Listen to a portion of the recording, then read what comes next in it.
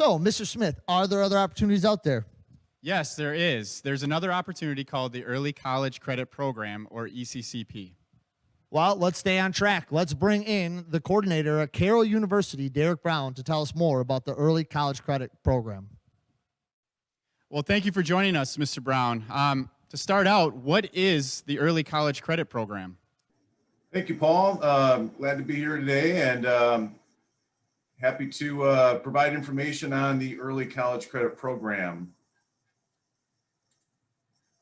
So what is the Early College Credit Program?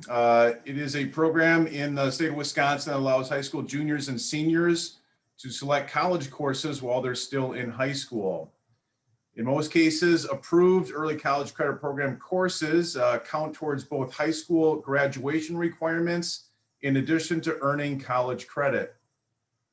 ECCP, the acronym for Early College Credit Program participation, is a great way for students to get an early start on one's college education and also gain advanced awareness to the learning expectations at the college level. In public school districts in the state, along with the Department of Public Instruction in the state, will cover the direct course costs for each approved ECCP students, and this includes tuition and textbooks. So, Mr. Brown, these conversations certainly start in the school counselor's office if a student is interested in taking an ECCP course. But what other resources, for instance, we've had many students that have taken an ECCP course at Carroll University. So what other resources are available at the university level or college level to help students to guide them through this ECC process as well? Sure, and I'll also continue on a little bit more before I dovetail into that answer. The public school districts will approve students to take college courses that which there are not equivalent courses being offered at the high school. So for example, if a school, high school such as Muskego offers, let's say, a course of AP psychology, well, a student would not be eligible then or not be approved more or less for going for an introductory to psychology course at a college such as Carroll University. For high school students that have exhausted course possibilities in their specific subject areas, Early College Credit Program does also make a lot of sense for these students. For example, students that may have exhausted AP Calculus AB and BC in high school could certainly look to take like a next level, a Calculus 3 course, perhaps during the senior year of high school at a school like Carroll.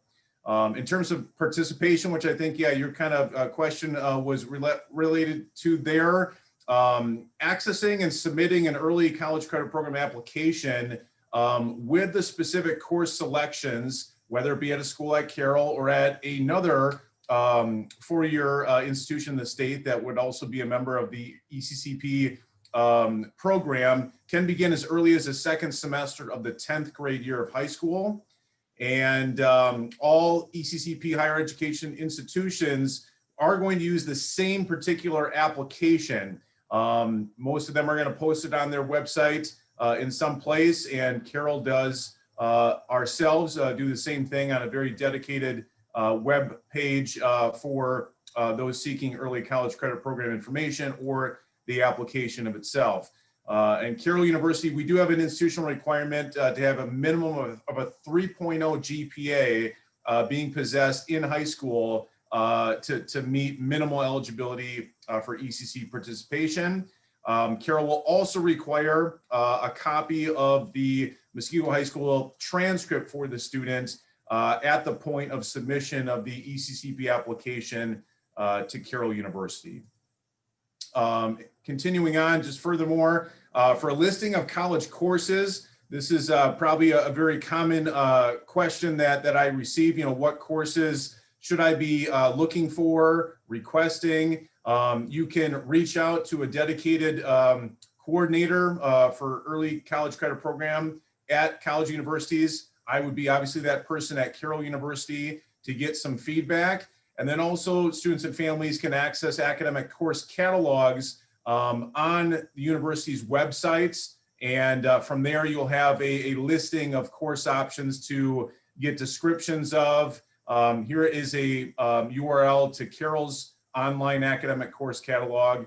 And then an important note, this isn't always common knowledge, but something I certainly will try to convey in this session, as well as future conversations I have with prospective ECCP students and families, is that by gaining approval from a school district for a certain course or courses on an ECCP application does not necessarily guarantee that the student is able to enroll into them. And common reasons why may include the student is requesting a course that's not offered in a certain term. Maybe they're requesting a course that's only offered in a spring term and they're requesting it in the fall term. Another possibility is that a student doesn't meet the prerequisites to enroll into a course. So probably looking at more 100 to 200 level college level courses are going to hopefully prevent a student from not measuring up to the prerequisites. And then finally, sometimes it's subject to what the existing student body at a college is doing in terms of their course registration. In many cases, that's going to be in advance of an ECCP student. So that could lead to some limitations in potentially students getting into their courses if courses fill up. Mr. Brown, thank you for walking us through that process of how to participate in ECCP. What I'm hearing is a lot of colleges have an ECC page on their website that students can access that application and talk to a representative for ECCP for that college. Thank you also for clarifying about not all courses will be approved for ECCP. Can you tell us, are there any deadlines that students should be watching out for when it comes to ECCP? Yes, there are indeed deadlines. And so these are going to be posted here. Even though at Carroll University, I have not personally seen a lot of students requesting summer courses, but that would be a February 1st deadline to have an early college credit program application into your designated person, usually your high school counselor, I would assume, for school district approval for any summer courses for ECCP participation. It would be a March 1st deadline for fall term ECCP participation, having the application by that deadline date. And then for the spring, it would be an October 1st deadline. Once again, it starts with the access to the ECCP applications, as I referenced a few slides ago, and then getting that into your designated point of contact person at your high school. And then from there, there's going to be district approval. And once the student receives the ECCP application back, they're going to need to provide it to the coordinator at the particular college that they're looking at to do ECCP participation at. That would be myself if it's Carroll University, along with, once again, a copy of one's high school transcript. And then I would be providing feedback thereafter in terms of registration steps for courses that fit the bill, being offered, meeting prerequisites, and available in the specific term. Thank you for walking us through that. And those deadlines are so important, and that's the same deadline as Start College Now. So we really like to highlight that October 1st and March 1st deadline for things. Mr. Brown, one other question we get from students a lot when talking about these college credit programs: how can a student be sure that the credits they're earning through ECCP will transfer to another university? Yeah, that is a very common question. So how do these particular ECCP courses transfer into colleges? So I'll kind of give you kind of the grand overview, because understandably, not all students that, let's say, take ECCP courses at Carroll are going to be eventually enrolling as a full-time student at Carroll.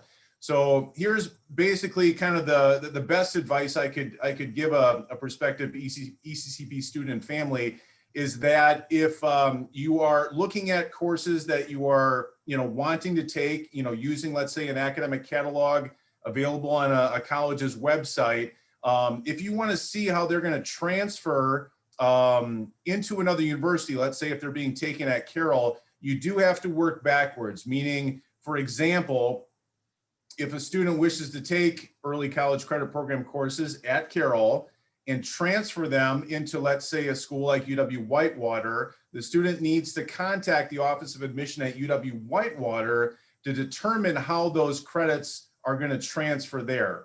So Carroll can't tell Whitewater how our courses are going to transfer in. It's only Whitewater that can tell a student, preferably in advance of taking these courses at Carroll, how they're going to transfer in, how it will benefit them. So Many students and families may not, understand this or even know in advance of selecting courses. But it's once again, you have to recognize where the destination institution may lie, and then make sure you're getting the feedback from them.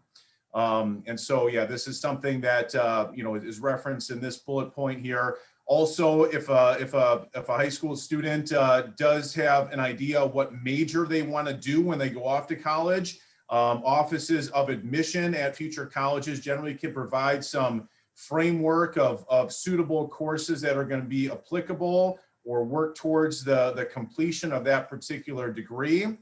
And at the very end of it, meaning the end of completion of an ECCP course at a particular college, the student then is going to eventually need to request an official college transcript to be sent to that college that they're eventually attending. Now, in a scenario where a student is taking ECCP courses at Carroll and they eventually enroll at Carroll, well, obviously they don't have to send a transcript in that case because it's already in-house. Thank you for expanding on that, Mr. Brown. I think you mentioned something so important at the end. They are starting essentially their college transcript, so they should take these courses very seriously.